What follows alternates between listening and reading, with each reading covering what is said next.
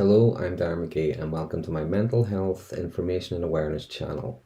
Now today's topic, we're going to continue on talking about the flying monkeys, the agents of the narcissist. Today we're going to be looking at how the narcissist goes about recruiting these people. How do they get people to collude with them? Okay. Now if there's anything useful or helpful in this video, please consider subscribing to my channel and please check out my other videos on mental health topics. Okay. So let's begin. So first of all, when I talk about narcissist, I'm referring to someone who is a malignant abuser. And the term flying monkey comes from the Wizard of Oz movie. Those who collude, those agents, those who carry out the narcissist agenda, just like those monkeys carried out the witch's bidding. Now, when these agents are recruited during a relationship, it's a way of triangulating the victim, keeping them in a state of strain, a state of distress, having them constantly doubt themselves. After the relationship has ended, those flying monkeys, those agents, that's a way of the narcissist perpetuating the abuse, keeping it going. Because if you think about it, if the abuser, if the narcissist no longer has any control, you've broken free.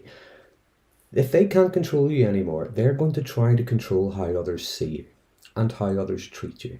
Because remember, in the mind of the narcissist, regardless of what happened, they believe the victim deserved everything that happened, and they can accept no responsibility for any of their actions or any of the effect.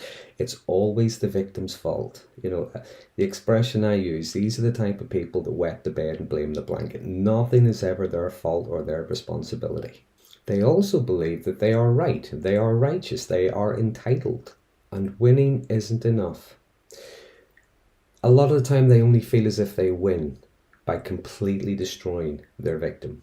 They will destroy their self-worth, their self-esteem, their self-respect. They will destroy if they can, they will destroy their support network, their reputation, and anything else they can ruin, because they live in a make-believe world. They need others to believe in that world too, because this is their world, everyone else is just a part of it. It's like a cult, if you will, and they are the worshipful leader. So they're recruiting others to perpetuate this and to do their work for them. They get to keep their hands clean when others do the dirty work for them. It's like a cabal, if you will. People who believe their version. Agents who will act on their behalf. People who subscribe to their version of reality. They may want others to stalk. For example, they may have been blocked on social media, so they want others to keep tabs on their victim. They want people to spread gossip and rumors about the victim. I tend to think that the more people they recruit to their cause, the more flying monkeys they have, the more they believe themselves, the more true it is. The more I say it, the more true it is. And I've heard it said that this is all about discrediting the victim. And yes, in a lot of ways it is, yeah, but I would look at it another way. This is more about discrediting the witness, okay? These are the people who saw them as they really are. And the more they try to discredit that witness, the more people they recruit to their cause, the more triangulated the victim feels, the more mobbed they are. They start to lack that feeling of validation. People are believing the abuser, and the victim, the witness, more and more they feel disempowered. So how do they go about recruiting these agents, these flying monkeys? Well, remember, the narcissist, well, depending on how socialized they are, whatever, they are accomplished actors. So how they recruit depends on who they want to recruit, as well as what role they want them to play. So let's look at the different ways in which they recruit these people who will collude with them. So first of all, one of the tactics they use is subtlety. Okay, they recruit through, say, contacting family members, friends, work colleagues. They may even threaten the victim. I'm gonna tell people what you're really like or whatever. In other words, what they're saying is, I'm going to tell people a version of you that paints me in a kinder light and makes you look like the villain. But when they're employing subtlety, they will act innocently. They may contact a friend, hi, do you remember me? I'm such and such, whatever. Can we be friends? Hey, you're into tennis, you're into golf, you're whatever. I'm into that as well. Do you fancy playing a match? Do you fancy playing a game? Or, you do a particular job, you have a particular role. I'm looking a bit of work done. I was wondering if you, whatever. What they're trying to do is get a foot in the door. And this works on different levels because in one way, they're showing the victim that I'm still here. I haven't went away. It also works in another way where what they're beginning to do is to erode that person's social support network. And they may even contact friends, family members, whatever, saying how worried they are about the victim. They really care, you see, they're wonderful people, They're worried that they've heard you've started drinking again, or, they're worried that they heard you've had to start taking medication or whatever. They may even be fearful. I'm terrified of that person. I'm worried in case they try and hurt me. I'm terrified in case they're spreading rumors about me. What a horrible person I am. The truth is they were the one that was horrible. I even had to get a non-molestation order against that person just to stay safe. They tell the most incredible lies that they believe themselves. They gaslight in order to recruit. They lie, they embellish the truth. This furthers the smear campaign against the victim. And in that relationship, while that relationship was still going on, the victim may have found themselves isolated, cut off from others. This is a way of further isolating them after the relationship has ended. Next up is the willing recruit. To be honest, there's no recruitment there needed really. These are people who are just as malignant. They enjoy the gossip, they love the distress, they love the drama, they get a kick, they get an energy out of it. Did you see that person flounder? Did you see the state of her? Did you see the state of him, as they were trying to explain themselves? Did you see them walking around in circles in their own head? They are loving that. And the abuser plays on that energy. They keep giving them the energy. They give them more ammunition. They're actually, if you will, they're making arrows and giving them to those people to shoot at the victim. Then there's the naive. They recruit the naive by giving only, again, another performance.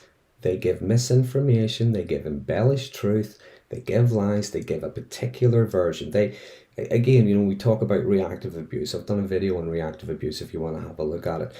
They focus, they point out the reaction of the victim to show how crazy, how dangerous, how unbalanced they are. But they never ever pay any attention whatsoever to what they did to cause it.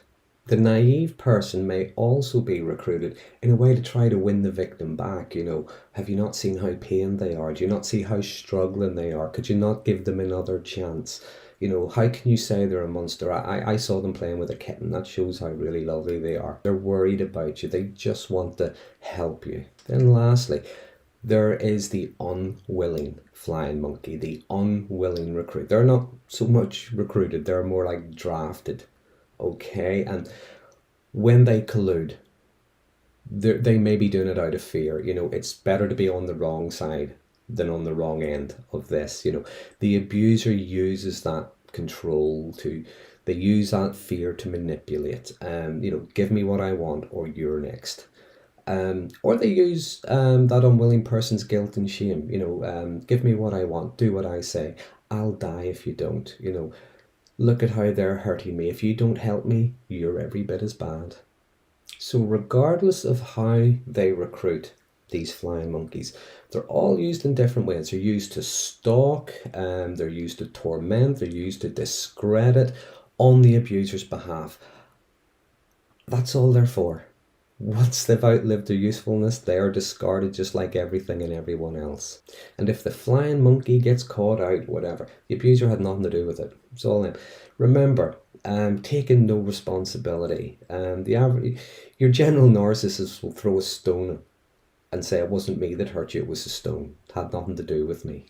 Now, the last thing to think about, and it's probably quite unpalatable, but, ask yourself the question. I've had to ask myself this many times. Many times have I been recruited as a flying monkey and I didn't even know it? Because if you think about it, if you've been in a relationship, or you are in a relationship with someone who is malignant and toxic, when you met them, look at the stories they used to tell about their ex. Or everything that was wrong with the ex, the disgraceful way the ex behaved, whatever. If you ever met or ever get to meet that ex, you already have an image in your head. You already have a presupposition. You already have a belief about what that person's like. And the more they talk about, say their ex or whatever, whenever they start to behave disgracefully, it's like, the flying monkey, if you're in that role, you've been programmed to forgive them. Well, look at the way they were treated. Look at everything they had to go through. Look at the way that other person behaved. Is it any wonder they're like this? I must be patient, I must be kind, I must be forgiving. Now the truth is, if I, anyone else has been recruited, remember, we may have been the naive. And I'll say these things because we haven't actually done anything wrong. We have been led to believe certain things. So that is how the narcissist goes about recruiting people to their cause, to be agents for them, to collude with them. Okay, next video we're going to look at how you handle the flying monkeys. Okay, if this has been helpful, please consider subscribing to my channel, and please check out my other videos on mental health topics. If there's been anything interesting here or anything you'd like to comment, anything I've missed, please mention in the comment box below. Until next time, thanks for watching.